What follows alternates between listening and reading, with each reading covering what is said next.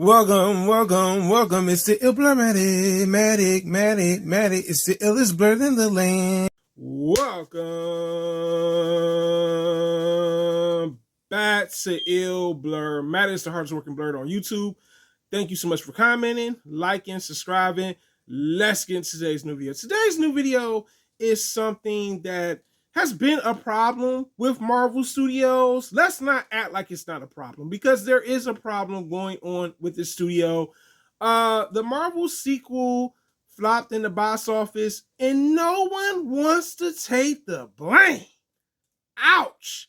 So, this movie is not doing good. This is supposed to be the last movie for the year from Marvel Studios, and it's not even touching $100 million. Woo! Woo! Woo! Maybe y'all should have just re-released it on a streaming platform or pushed this movie back.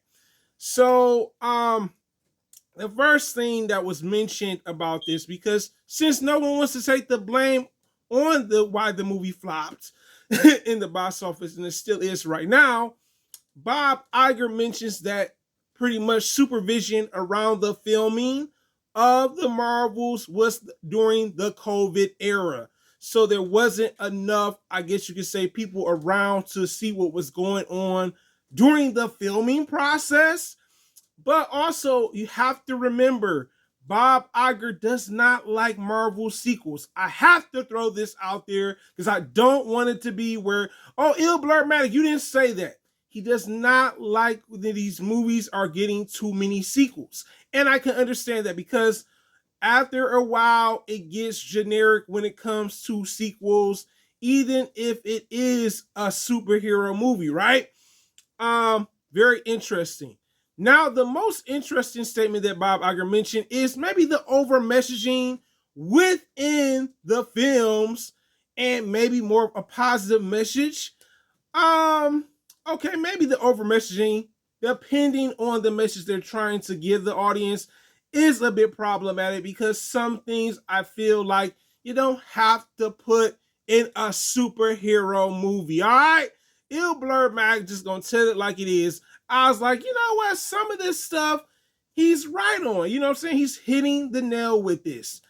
But for him to blame it on the COVID shooting for this movie, it's a little weird. It's a little weird. All right? I was like, wait.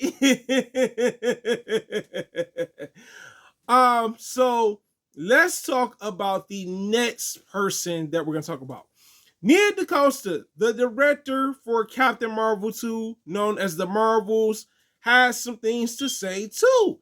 And with her perspective on it, it makes sense why this movie probably shouldn't have never got released this year, to be honest, if that was the case. Nia DaCosta confirms that, hey, you know, the process at working at Marvel was weird for her. Okay, this is from the director's perspective. She also mentions that she wanted to work on this film for 4 years. She only worked on this film for 3.5 years because Marvel kept pushing up the release date.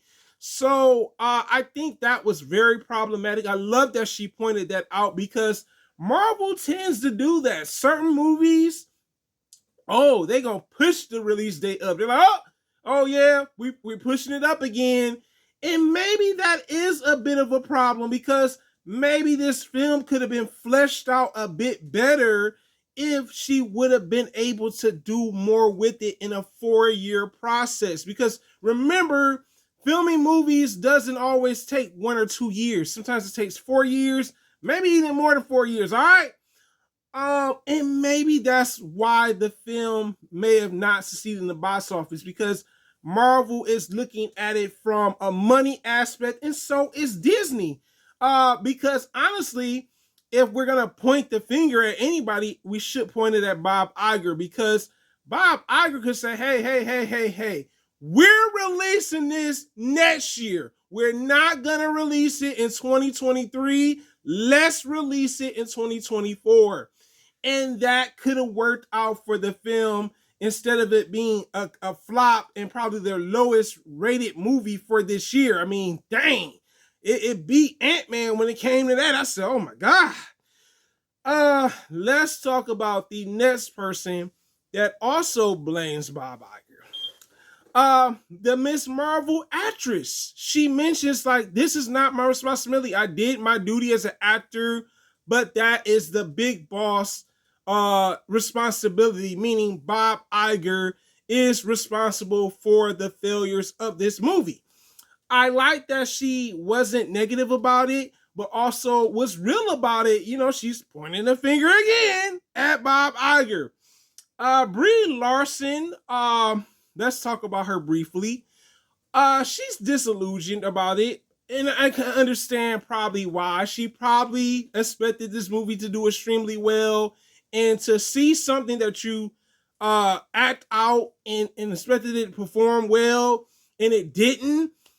She's disappointed about it. Okay, very disappointed. The other thing is, what I learned from Disney is that Bob Iger, their mark when it comes to what is success is very high, very, very high. They expect their movies to make $1 billion, not $1 million, $1 billion.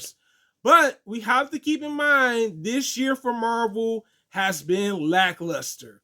And the only movie that did succeed, and I'm going to speak on these two movies right now, is Guardians of the Galaxy Volume 3 and also Spider-Man Across the Spider-Verse, and that's mainly Sony with the Marvel Association. So it seems like Marvel Studios has not been doing well, and maybe they need to go back to the drawing board to figure out what's the next thing to do for the superhero genre going forward for their Marvel-based movies, because you guys are recycling formulas for certain things and it's no longer working.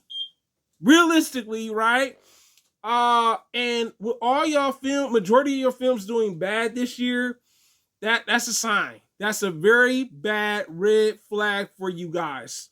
But you guys tell me in the comments, who do you blame for this? I personally think it's more so Bob Iger, because he could have shut down and said, hey, let's put this film out another year.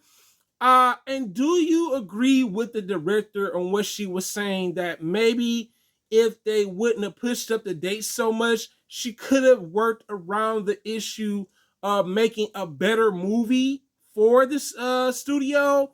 But it's a blur. Living the word, guys. Thank you so much for commenting, liking, subscribing, and also fully watching the video. It really means a lot, guys. Have a wonderful day.